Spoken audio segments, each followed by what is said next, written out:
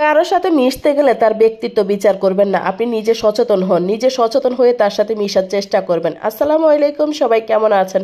চলে আসলাম আবার আপনাদের মাঝে নতুন একটা ভিডিও নিয়ে। ভিডিওতে আজকে যা যা থাকছে সেটা আপনাদের সাথে শেয়ার করলাম। প্রচন্ড গরম পড়তেছে, গরমের মাঝে আবার বৃষ্টি হচ্ছে, বৃষ্টির মাঝে আবার রোদ উঠতেছে, এই হচ্ছে আমাদের অবস্থা। কিন্তু সবকিছুর পরেও আলহামদুলিল্লাহ, এইভাবে গরম পড়তেছে, গরমের মাঝে বৃষ্টির মাঝে আবার যে একটু ঠান্ডা ঠান্ডা ওয়েদার, সেটাও ভালো লাগতেছে। আবার হঠাৎ হঠাৎ হঠাৎ করে গরম পড়তেছে। সবকিছু মিলেমিশে সবাই কেমন আছেন সেটা জানাবেন। তো এখানে কি রান্না করতেছি, আমি আজকে রুই মাছ নিয়েছি। রুই মাছ আমি ভেজে তারপরে আমি এখানে মশলাগুলো কষিয়ে নিয়েছি। টমেটো ছাড়া আসলে মাছ বোনা ভালো লাগে না। তো মশলাগুলো ভালোভাবে কষিয়ে এখন হচ্ছে মাছগুলা দিয়ে দিচ্ছি।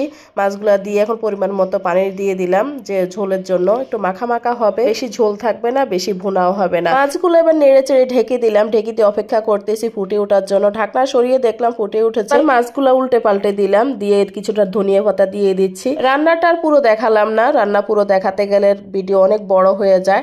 এবার বাইরের কিছু দৃশ্য আপনাদের সাথে শেয়ার করি। দেখেন কত বাগান করা হয়েছে এখানে। সবজি ক্ষেতগুলো দেখাচ্ছি, আম গাছ, অনেকগুলো আম গাছ হয়েছে এখানে। বাড়ির কিছু দৃশ্য আপনাদের সাথে শেয়ার করতেছি।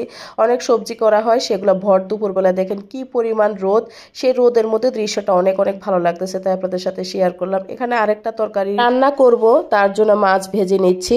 আসলে সবজি রান্নার করব যে মাছ দিয়ে, সেই মাছগুলো আমি বেশি কড়া ভাজি না, হালকা ভেজে নিই। তেলে মাছগুলো দিয়ে দিলাম, এপিটুপুট করে উল্টে তারপরে তুলে নিলাম, যেহেতু কড়া ভাজবো না। মাছগুলো তুলে নেওয়ার পরে পেঁয়াজ কুচি আর কাঁচামরিচ দিয়ে দিলাম, একটু নেড়ে চেড়ে রসুন বাটা দিয়ে দিচ্ছি।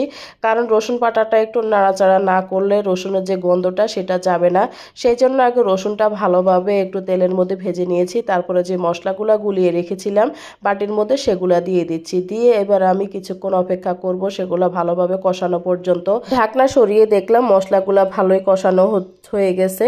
এবার একটু নেড়ে চেড়ে যে আমি সবজিগুলো রেখেছিলাম কেটে ধুয়ে, সেগুলো আমি দিয়ে দিব। এখানে আমি কি কি নিয়েছিলাম, এখানে আমি সিসিঙ্গা নিয়েছিলাম, বরবটি, আলু নিয়ে তারপরে একসাথে রান্না করতেছি। কারণ বরবটি আমার বাসায় ভাজিটা বেশি খাওয়া হয়, রান্না খুব কম করি। তো আজকে রান্না করব মাছ দিয়ে। আপনারা বরবটি কে কিভাবে পছন্দ করেন অবশ্যই কমেন্টে জানাবেন।